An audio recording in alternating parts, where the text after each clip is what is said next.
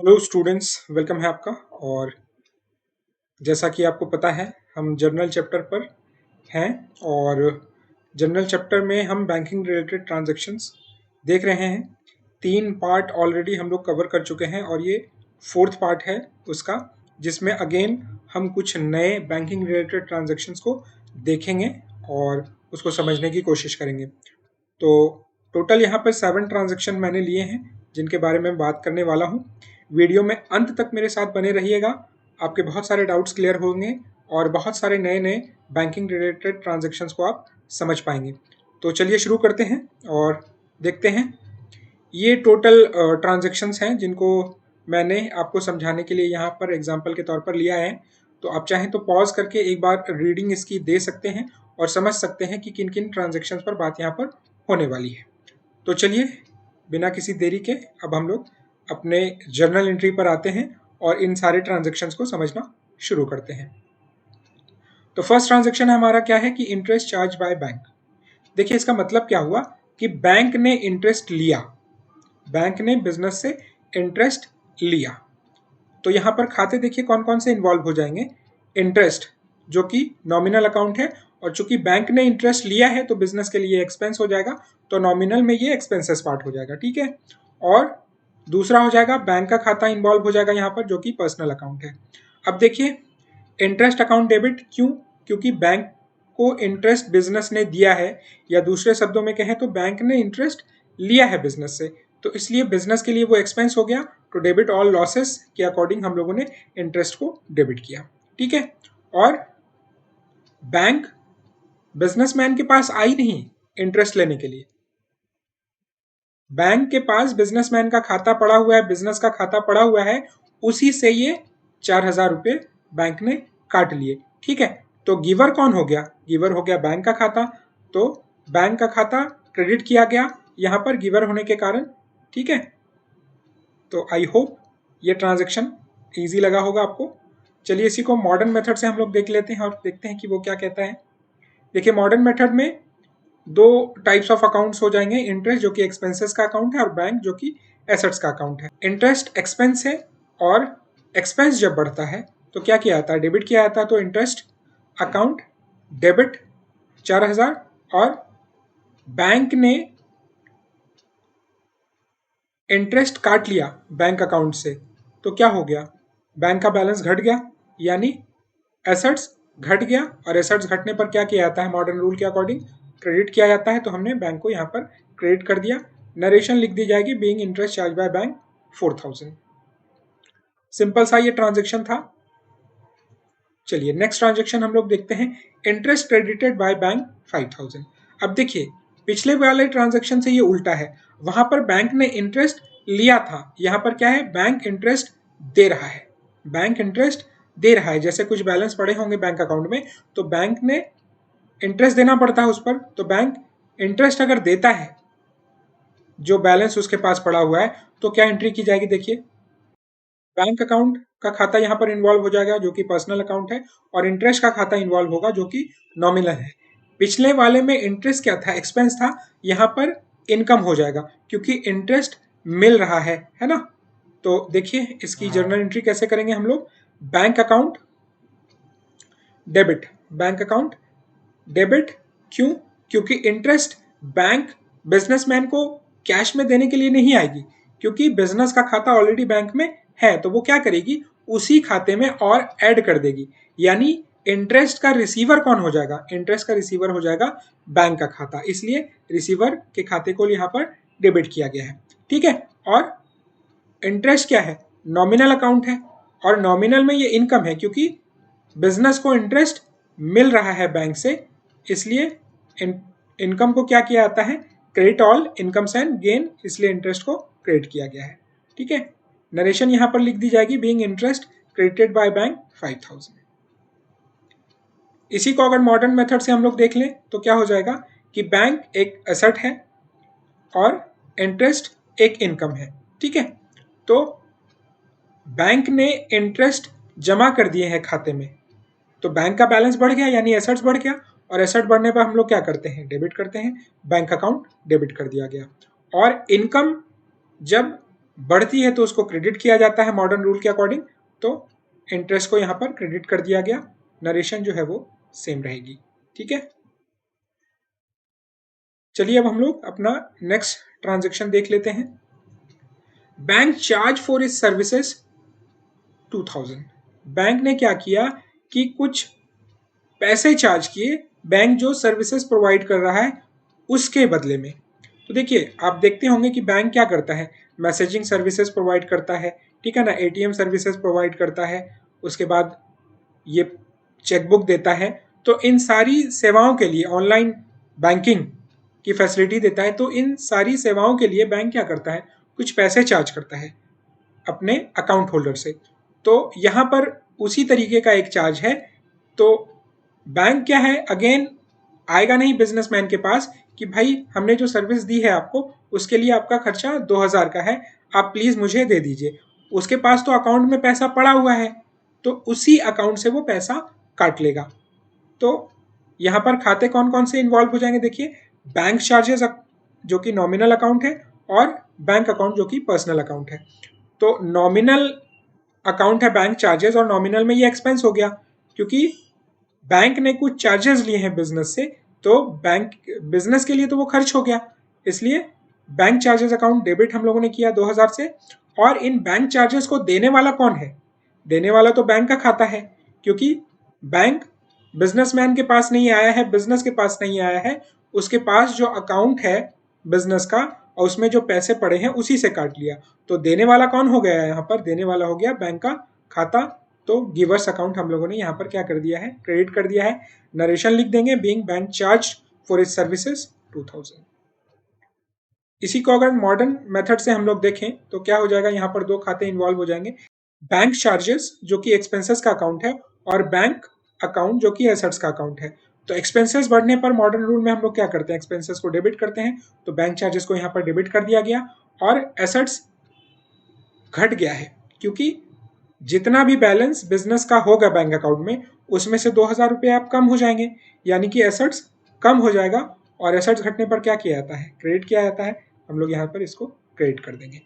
Narration जो है वो वही रहेगी जो पिछले वाले मेथड में थी।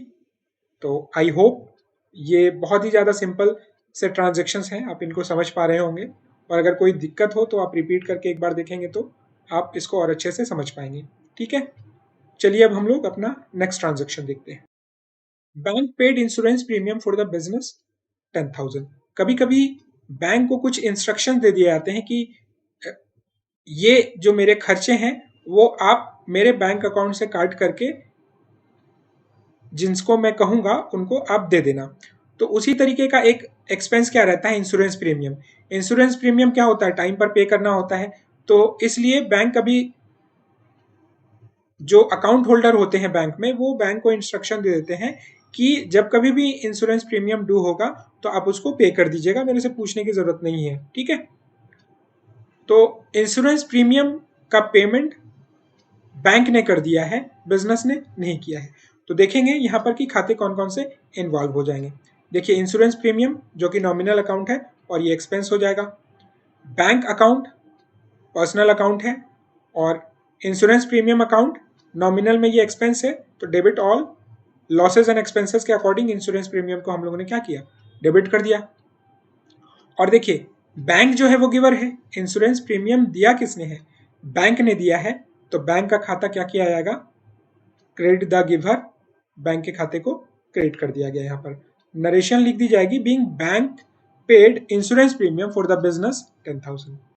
इसी को मॉडर्न मेथड में अगर हम लोग देखें तो इंश्योरेंस प्रीमियम क्या है, एक्सपेंसेस का अकाउंट है, और बैंक क्या है, एसेट्स का अकाउंट है। तो एक्सपेंसेस जब बढ़ती है तो डेबिट करते हैं, तो इंश्योरेंस प्रीमियम को क्या किया गया, डेबिट किया गया। और इंश्योरेंस प्रीमियम बैंक ने पे किया 10,000, तो 10,000 बैंक बैलेंस घट जाएगा, यानी एसेट्स घट जाएगी, और एसेट्स घटने पर क्या किया जाता है, क्रेडिट किया जाता है टू बैंक अकाउंट, क्रेडिट कर दिया गया। नरेशन सेम रहेगी, इसमें कोई चेंजेस नहीं होंगे। चलिए अब अगला ट्रांजेक्शन देख लेते हैं। Transfer 35,000 from bank of India to union bank, यानी एक बैंक से पैसे दूसरे बैंक में ट्रांसफर किए गए।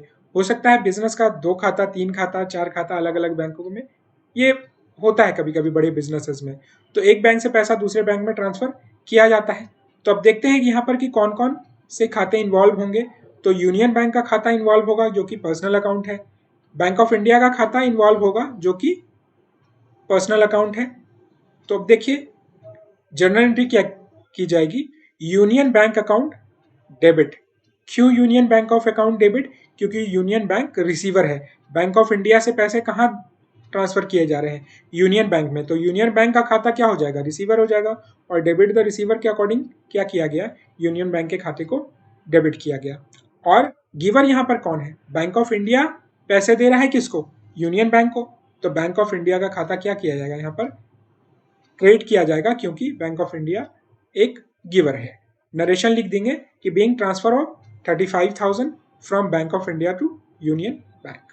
मॉडर्न मेथड में अगर हम लोग आए तो देखेंगे कि यूनियन बैंक का खाता एसेट्स का खाता है, बैंक ऑफ इंडिया का खाता एसेट्स का खाता है। दोनों ही एसेट्स हैं बिजनेस के लिए।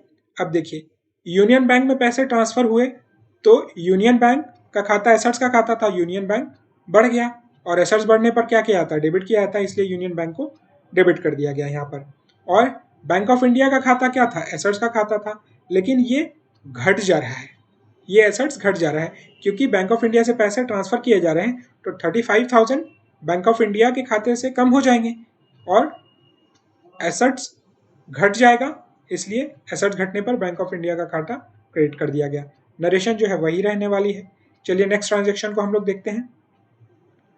Dividend of 12,000 collected by bank. कभी कभी जिस तरीके से बैंक कुछ पेमेंट करने के लिए बैंक को कह देती है कि एक्सपेंसेस एक्स वाई जेड आप पे कर देना जब भी ये ड्यू होगा, मुझसे पूछना मत, उसी तरीके से कुछ इनकम भी कलेक्ट करने के लिए बैंक कह देता है कि ये जो इनकम आएगी वो आप कलेक्ट करके रख लेना और मेरे बैंक खाते में जमा कर देना। तो डिविडेंड क्या होता है? जब कंपनी के शेयर्स में बिजनेस पैसा लगा देता है कोई, तो उसके बदले में डिविडेंड दिया जाता है। तो डिविडेंड कंपनी डायरेक्टली आकर के अपने शेयर होल्डर्स को नहीं देती है, वो उसके बैंक खाते में ही जमा कर देती है और बैंक उसको कलेक्ट करता है। ठीक है, तो डिविडेंड क्या है? ये एक इनकम है ना। तो यहाँ पर दो खाते इन्वॉल्व हो जाएंगे, बैंक का खाता और डिविडेंड का खाता। बैंक का खाता पर्सनल अकाउंट है, डिविडेंड का खाता नॉमिनल है और ये नॉमिनल में इनकम है। अब देखिए डिविडेंड आई है अगर 12,000 की, तो उसका रिसीवर कौन है? बैंक ने उसको रिसीव किया है, इसलिए बैंक का खाता डेबिट किया गया है यहाँ पर, डेबिट द रिसीवर के रूल के अकॉर्डिंग। और डिविडेंड क्या है? इनकम है, credit all incomes and gain के रूल के अकॉर्डिंग डिविडेंड को यहाँ पर क्रेडिट कर दिया गया है। नरेशन लिख दी जाएगी being dividend of 12,000 collected by bank. इसी को अगर मॉडर्न में देखें हम लोग तो बैंक जो कि एसेट है और डिविडेंड इनकम है, और एसेट्स बढ़ा है यहाँ पर क्योंकि डिविडेंड के रूप में 12,000 बैंक में आए हैं, बैंक अकाउंट में जमा हुए हैं, तो एसेट्स बढ़ गया है। एसेट बढ़ने के कारण बैंक के अकाउंट को हम लोगों ने क्या किया? यहाँ पर डेबिट कर दिया 12,000 से। और डिविडेंड क्या है? इनकम है, इनकम बढ़ने पर उसको क्रेडिट किया जाता है मॉडर्न रूल के अकॉर्डिंग, इसलिए डिविडेंड को हम लोगों ने क्या किया? क्रेडिट कर दिया। नरेशन सेम रहेगी। अब क्या कहता है? Cheque of 21,000 receive from Ram and endorse to Mohan. देखिए ये बहुत ही इंटरेस्टिंग है। यहाँ पर एक चेक रिसीव किया गया है किससे?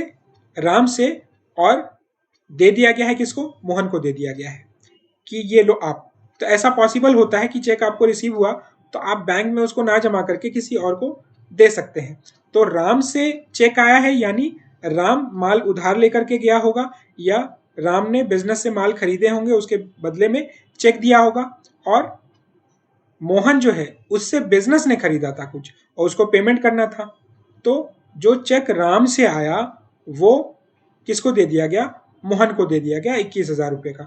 देखिए अकाउंट कौन कौन से इन्वॉल्व हो जाएंगे, बड़ा ही इंटरेस्टिंग है ये। मोहन का खाता इन्वॉल्व हो जाएगा जो कि पर्सनल अकाउंट है, और राम का खाता इन्वॉल्व हो जाएगा। देखिए ऐसा क्यों होगा? बैंक यहाँ पर पिक्चर में क्यों नहीं आएगी जबकि चेक है?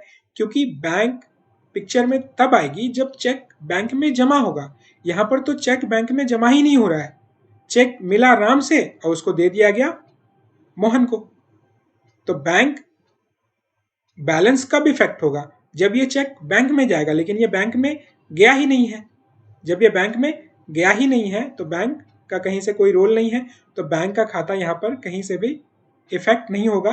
और मोहन जो है वो चेक का रिसीवर है, इसलिए डेबिट द रिसीवर के रूल के अकॉर्डिंग हम लोगों ने मोहन को क्या किया, डेबिट किया।